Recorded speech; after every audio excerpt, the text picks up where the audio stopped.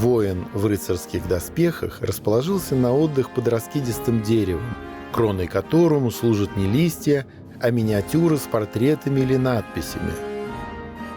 Так символически изображали историю благородных фамилий и их связи с другими именитыми родами. Каждая ветвь – семья. Они растут вверх и вширь, сплетаются, образуют новые сочетания. Но источником, питающим древо от корней до едва проросших побегов, остается тот, кто находится в его основании – спящий рыцарь, легендарный древний пращур. Такой предок есть у каждого из нас.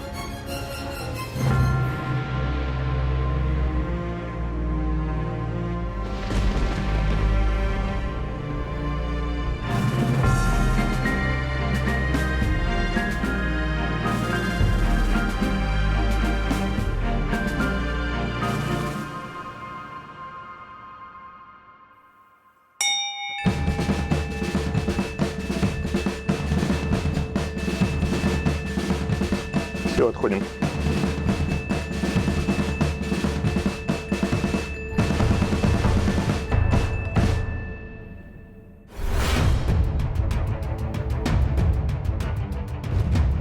Герой нашего фильма, что называется, сделал себя сам. Он даже привычному жилищу предпочел дом на воде, да еще на собственном ходу. Прекрасного путешествия сегодня получается. Андрей Смелков – топ-менеджер с 20-летним стажем управления в области мобильной связи, экономическое образование в России и Норвегии, непростой опыт работы в различных международных компаниях в нескольких странах и, как результат, блестящая корпоративная карьера. Ныне он – самостоятельная величина в бизнесе, занят перспективными проектами.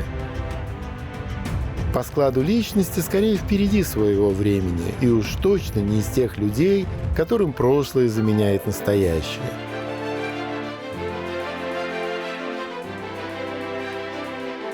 Но однажды он ощутил необходимость понять, кто он и откуда.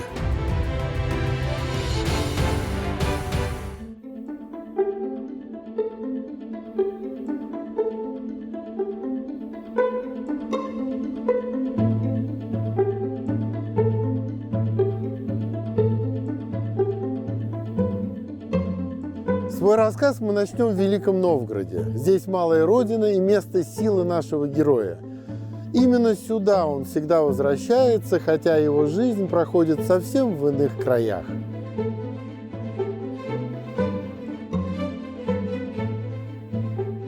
Вот и на этот раз стоило только сбежать сюда из московской осенней слякоти, и родной город встретил первозданным снегом, успокоил, припорошил, о многом напомнил.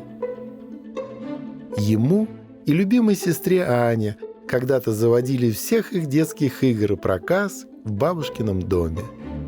Мы тут собирались на все праздничные мероприятия. Был стол, у каждого было за столом свое место, дед во главе, бабушка с одной стороны, дед другого с торца сидел. С одной стороны одни Смелковы, да, с другой другие Смелковых. Вот у каждого было свое место. В общем, очень теплые и приятные воспоминания об этом доме.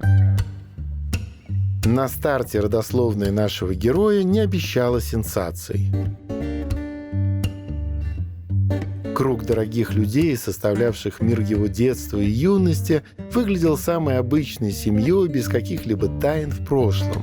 Свои фронтовики, свои герои тыла, обычные советские карьеры. Что называется, все как у всех. Но, как оказалось, только на первый взгляд. Отправной точкой поиска стало воспоминание об отце, рано ушедшем из жизни, и его необычном даре. Сколько помню его, очень светлый, очень такого интеллигентного склада характера. Воспоминает моя тетя, говорит, что Гена был всегда какой-то особенный. Очень тихий, спокойный, веяло от него добротой всегда. Я помню, мы приезжали в наш двор, где мы жили, у папы с собой всегда конфеты были. И детвора сбегалась прямо к машине, и он останавливался и раздавал всем конфеты. Я говорю: пап, зачем ты это делаешь? Он говорит: ну как же, ну вот им же приятно, что я им конфеты даю. Вот они бегут прямо к нему, там Гена приехал. Большую часть жизни Геннадий Смелков работал заводским художником-оформителем. И вдруг в драматические 90-е обрел талант иконописца, не рядового, с глубиной и силой. Он начал читать Библию, начал изучать это все, связанное с иконами, с образами. Очень здорово начало у него получаться, такой в рамке, значит, все известные иконы, и архангелы, и Троица у него была, помню, Дигитрия. Получил благословение, естественно, на написание икон для храмов новгородских. И мне кажется, он как-то прям духовно возвысился в этом процессе. Сегодня написанные им иконы почитаемы в Новгороде и служат объектами паломничества. Софийский собор – древнейшая в России христианская святыня вот уже 1000 лет, еще со времен Ярослава Мудрого и его сына Владимира. Почти невозможно представить в этих стенах работу современного мастера. Редкое исключение – иконы Геннадия Смелкова.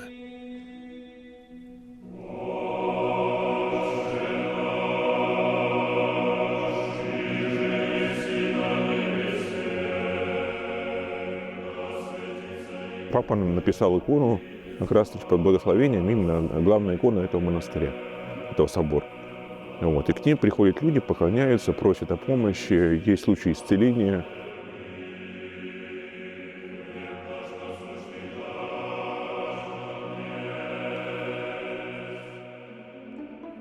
Первая же попытка установить корни своего отца привела нашего героя к открытию. Художник Геннадий Смелков оказался по происхождению потомственным дворянином. Со стороны служилых новгородских дворян Смелковых родословную семьи удалось проследить лишь до XIX века. А что, если применить матрилинейный подход – исследование по женской линии?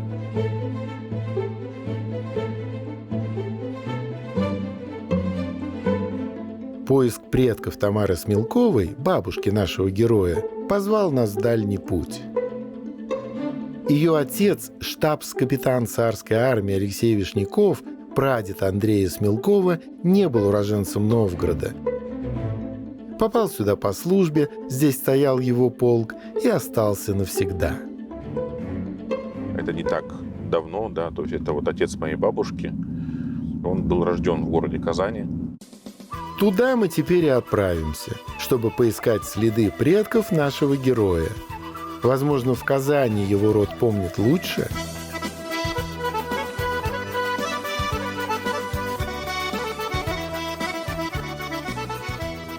Несколько поколений Вишняковых прожили в Казанской губернии, женились, родились, делали карьеру. Много что наверняка интересного здесь происходило. Древняя Казань в годы расцвета Российской империи – великосветская столица Поволжья. Удивительное дело, стоило сменить регион поиска, и на наши вопросы тут же стали появляться ответы. И какие? Вишняковы – местный род столбовых дворян. И там, где появляется повод вспомнить о дворянах, обязательно вспомнит и о Вишняковых. К примеру, в Казанской ратуше, некогда местном доме благородного собрания, одном из самых роскошных в российской провинции.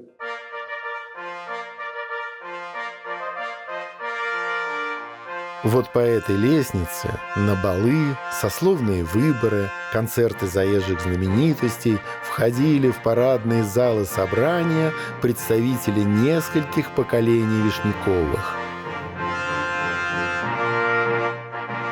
Я еще не до конца все это осознал, и, наверное, переживания придут в будущем, они будут как-то усиливаться. Вот. Но вот эта вот связь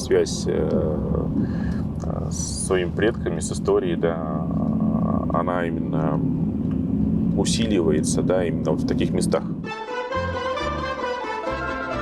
Уютный благоустроенный мир, описанный русскими классиками, с охотой, конными прогулками, романтическими историями, Вот что такое Казань для Вишняковых на протяжении 150 лет.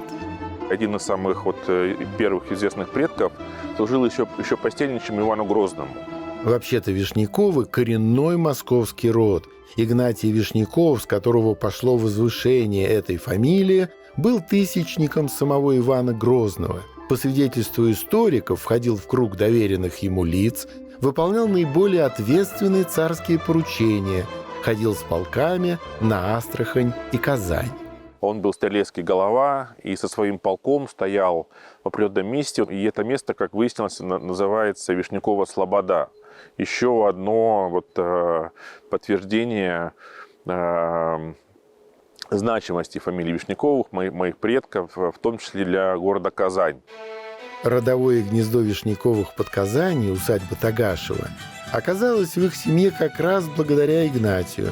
Но только во второй половине XVIII века его потомок Петр Иванович Вишняков стал обживать казанское имение, да так деятельно, что даже получил звание губернского предводителя дворянства.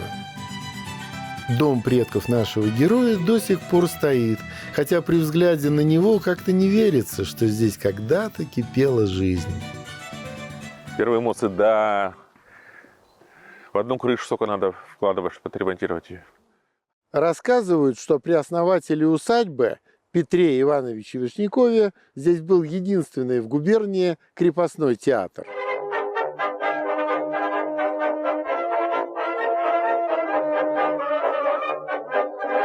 Петр Иванович, оставив свои поместья в Московской губернии своим детям, решил провести свою судьбу и жизнь, связал ее с Анной Андреевной Всеволожской и поселился в Казанской губернии.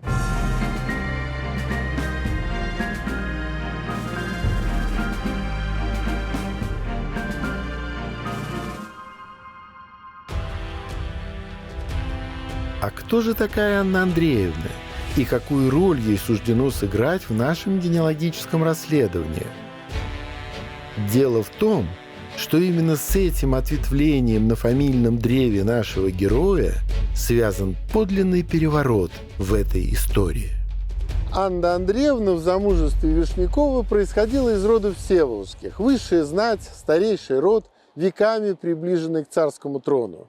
Если уж девушка из такой фамилии нашла свое личное счастье столь далеко от столиц, то обстоятельства ее брака были, видимо, совершенно исключительными.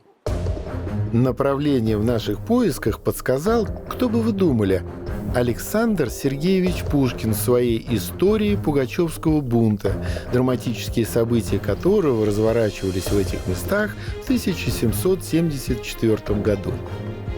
Трудно себе представить, но вот здесь стояли отряды Пугачева, все население собралось в Кремль, и, конечно, дворянское собрание и предводитель были во главе этого ополчения. Да, удивительное чувство, да, действительно, возможно, мы стоим на том же самом месте, где и он где-то рядом находился в тот исторический момент. Не сумев взять Казанский Кремль, мятежники двинулись на Пензу, в те годы дальний уезд Казанской губернии.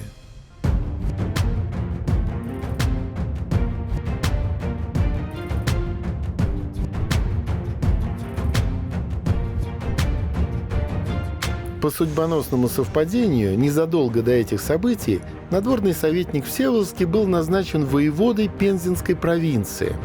Андрей Алексеевич, в прошлом блестящий гвардеец, участник переворота при воцарении Екатерины II.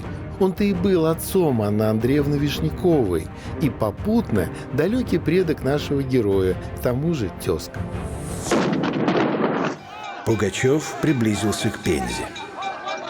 Воевода Всеволожский несколько времени держал чернь в повиновении и дал время дворянам спастись. Ну, дедушки, постоим сегодня за матушку-государство и докажем, а мы люди бравые и присяжные. Пугачев явился перед городом.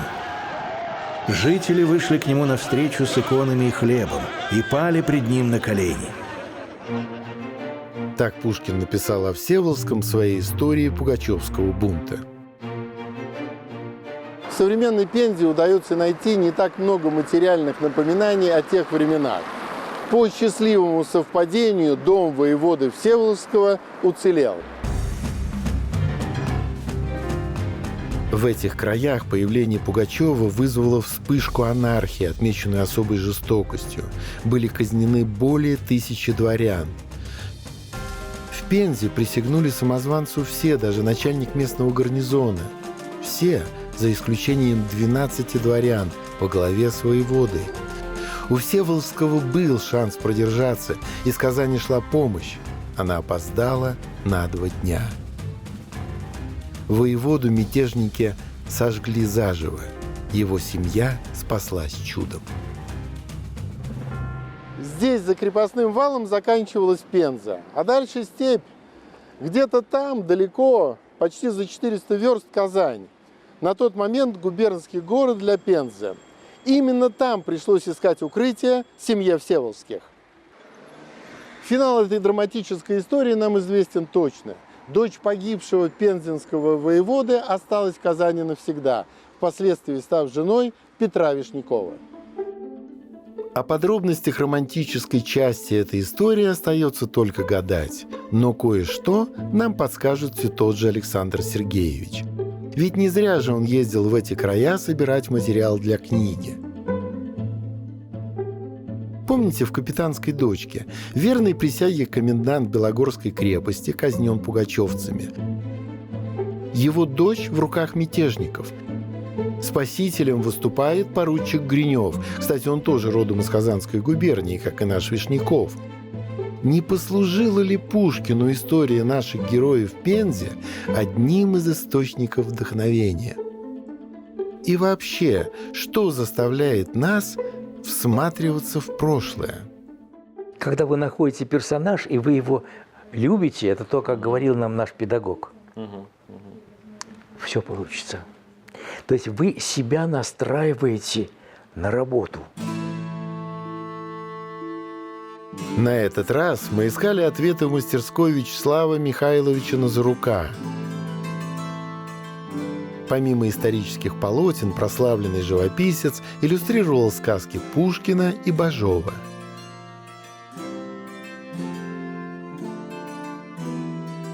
Чтобы проникнуть в прошлое, его надо попытаться себе представить, почувствовать, примерить на себя одежды воина, вдруг ощутить тяжесть меча в руке. Это очень важно. Это детям важно. Детям, вообще всем близким очень важно. И самим нам. Потому что мы должны хранить и нести честь своих предков. Получив дружеское благословение мастера, мы продолжили поиски.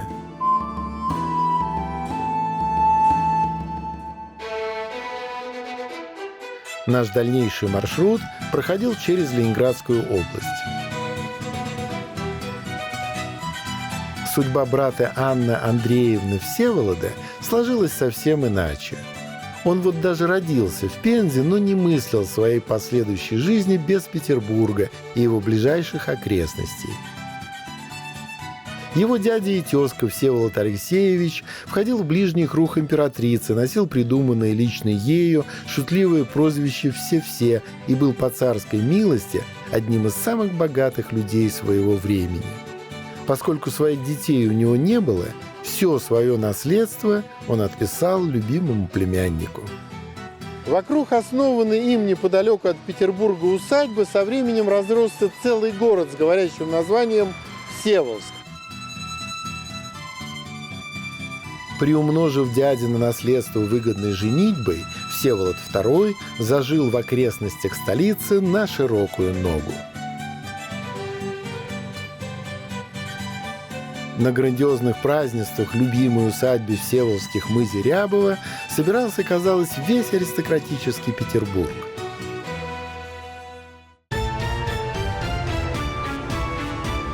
Усадьба поражала воображение. 400 человек прислуги, собственный театр. В теплицах персики, виноград и ананасы круглый год. В конюшне 100 с лишним породистых лошадей, в каретниках сотни экипажей для выезда. Гостей к нему съезжалось в день его именин несколько сот человек, и для всех были устроены особые помещения, причем приняты были меры, чтобы привычки каждого гостя не встретили ни малейшего стеснения. почему предварительно собраны были самые точные сведения от прислуги о привычках их господ и что для каждого нужно. Вот еще одна усадьба Всеволожских в окрестностях Солнечногорска, Середнякова. Строилась она в конце XVIII века как подмосковная резиденция, а ныне более известна благодаря своей связи с именем Лермонтова и семьей Столыпиных. Особняки, принадлежавшие Всеволожским, можно было найти по всей Москве. Сохранился даже переулок, названный в честь этого рода. Фамильный дворец на Причистенке – это перестроенные боярские палаты, с которыми история рода связана на протяжении столетий. Когда Москву стали отстраивать после пожара 1812 года, в числе первых появился вот этот элегантный особняк на Остоженке. Он принадлежал одному из сыновей Всеволода Андреевича, Александру, любителю искусств и другу знаменитых писателей. Именно в этих стенах Александр Грибоедов пытался увлечь хозяина не новой книгой или театральной постановкой, а идеей акционерного общества по торговле с Персией. Это неудивительно, учитывая, что в деловой России рубежа XVIII-XIX веков всеволожские величины никак не меньше, чем знаменитые Строгановы и Демидовы. Основателем хозяйственной империи стал Всеволод Андреевич, который был настолько одержим предпринимательством, что даже записался в купцы первой гильдии. Поступок, который немало удивил аристократический Петербург. На Всеволожского работает чуть ли не весь нынешний Пермский край. Там у него рудники, заводы, золотые прииски, пароходы на Каме одни из первых в России. А кроме того, рыбные промыслы на Каспии, фарфоровое производство под Москвой и почти 1 миллион десятин сельскохозяйственных угодий. Деловая империя Всеволожских была столь обширна, что для обслуживания гигантских оборотов пришлось даже создать специальную внутреннюю систему расчетов. Эти платежные средства как только не назывались – ярлыками, квитанциями, расчетными листами. По сути же, были чем-то вроде частных денег. В наше время за ними охотятся коллекционеры.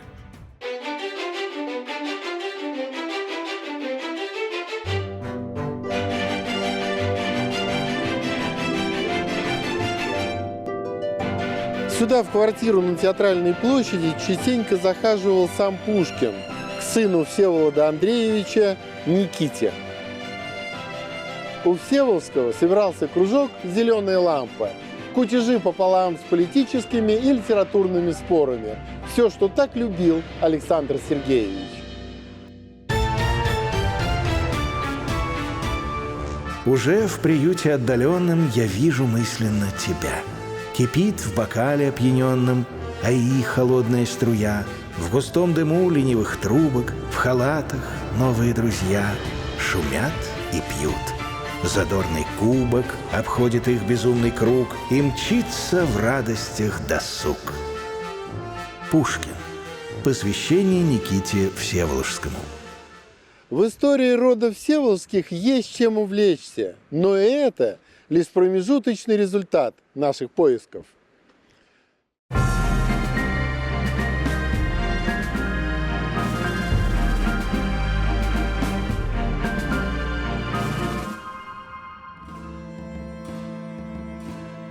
Наша дорога началась как исследование ближайшего прошлого простой советской семьи. Но каждый шаг на этом пути дарил нам все новые и новые открытия. И привел к предкам, для которых и близость к царскому трону, и знакомство с самим Пушкиным были частью обыденной жизни. Кажется, куда же более. Между тем, поиски наши продолжались. Минула зима. А в конце весны наш герой решил навестить сохранившуюся могилу одного из своих предков в некрополе XVIII века Александра Невской лавры Санкт-Петербурга. Редкий каррарский мрамор до середины апреля был бережно укрыт от снега и непогоды деревянным колпаком. Памятник на могиле героя войны 1812 года генерал-майора Ивана Петровича Вишнякова найти оказалось несложно. По соседству усыпальница самого Ломоносова, а вокруг все сплошь приближенные к трону особы, прославившие Россию имена. Не будем в своих поисках забывать о том, что было хорошо известно людям той эпохи в практике использования геральдических символов. Красноречивым напоминанием о происхождении Всеволожских служит их родовой герб. В верхнем поле ангел с мечом, герб Киева. В нижнем – пушка, герб Смоленска. Увенчан же он княжеской короной. Код не сложен. Он указывает, что род происходит от князей, правивших, соответственно, в Смоленске и Киеве. Всеволожские – ветвь Рюриковичей, отделившиеся от их смоленской линии. Основоположник рода Александр Всеволож, он-то и дал своим потомкам эту фамилию, при том, что жил в XIV веке, тоже, получается, не самый древний предок в истории семьи. Всеволожские начинали отсчет именно с него, чтобы не перечислять попусту еще 16 поколений предков, общих для всех главных аристократических семей России. И это означает только одно – то, что даже сложно произнести вслух, настолько невероятным оказался результат наших поисков.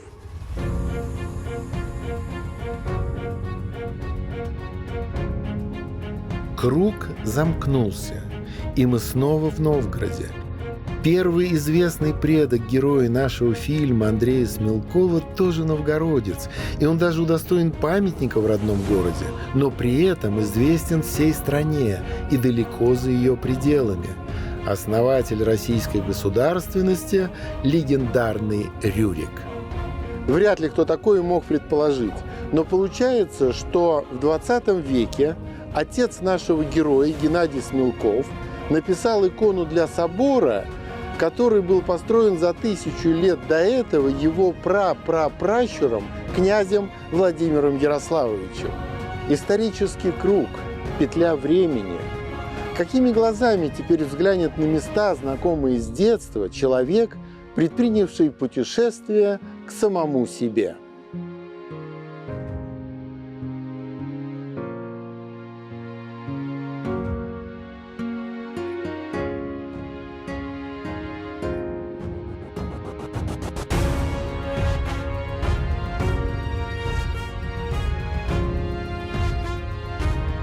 На этом мы оставим нашего героя.